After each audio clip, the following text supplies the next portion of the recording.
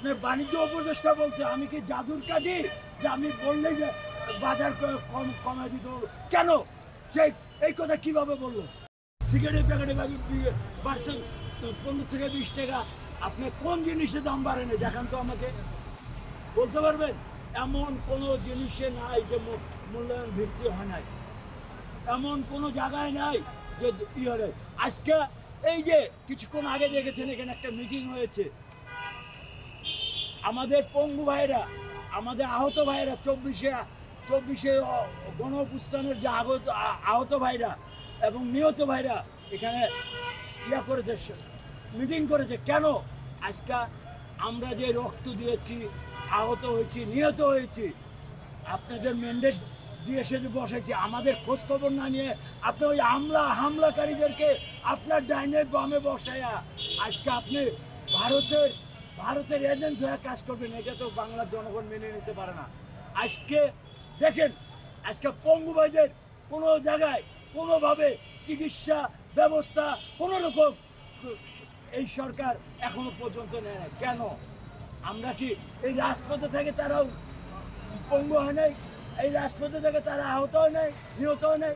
তাদের খোঁজখবর নেওয়ার জন্য আগে প্রথম দরকার, আমিও না কেন যেই হোক, তাদের খোঁজ খবর নেওয়ার আগে প্রয়োজন। তারপরে আমার সরকারে কে কি করবে না করবে পরের ব্যাপার।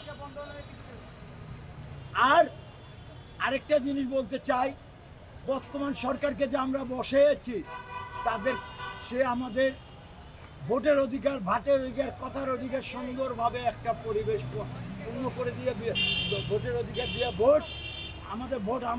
আমার ভোট আমি দেবো, যাকে খুশি তাকে দেবো, আমার যে প্রার্থীকে ভালো লাগবে আমার ভোটটা আমি দেবো। আমি যেন এই ভোটের অধিকার, 17 বছর থেকে যে ভোটের অধিকার ছিল না, সেই ভোটের অধিকারের জন্য আমরা আন্দোলন করেছি, কথার অধিকারের জন্য আন্দোলন করছি, ভাতের অধিকারের জন্য আন্দোলন করছি।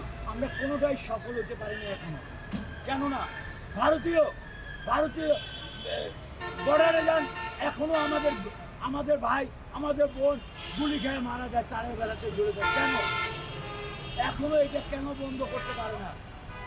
আমি ইউনূস সাহেবকে বলতে চাই, আপনি এটা সংশোধন করুন, সম্পূর্ণ সংশোধন করে সুস্থ একটা নির্বাচন দিয়ে আমাদের ভাগ্যকে পরিবর্তন করে আপনি সুন্দরভাবে চলে যান, আপনার ইজ্জত চিরকালেই থাকবে।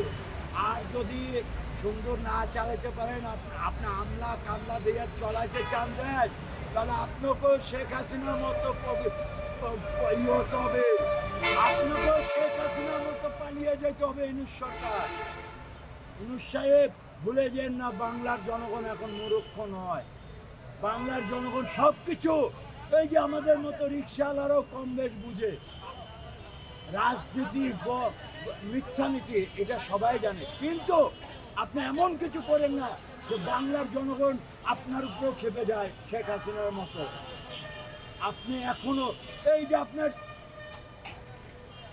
বাণিজ্য উপদেষ্টা বলছে আমি কি জাদুর কাঠি যে আমি বললেই যে বাজার কমায় দিতে হবে? কেন সেই এই কথা কিভাবে বললো? আমি তার কাছে জানতে চাই, আপনি কি, আপনাকে বসানো হচ্ছে বাংলা জনগণের ম্যান্ডেট নিয়ে, এবং আপনি বাজার নিমন্ত্রণ করবেন, আপনি সম্পূর্ণ নিমন্ত্রণ করবেন। আপনি বসেই চাউলের দাম প্রতি কেজিতে 5 থেকে 7 টাকা, সোয়াবিন তেল 10 থেকে 15 টাকা, যে কোনো জিনিসের মূল্যায়ন বৃদ্ধি করেছেন। কেন?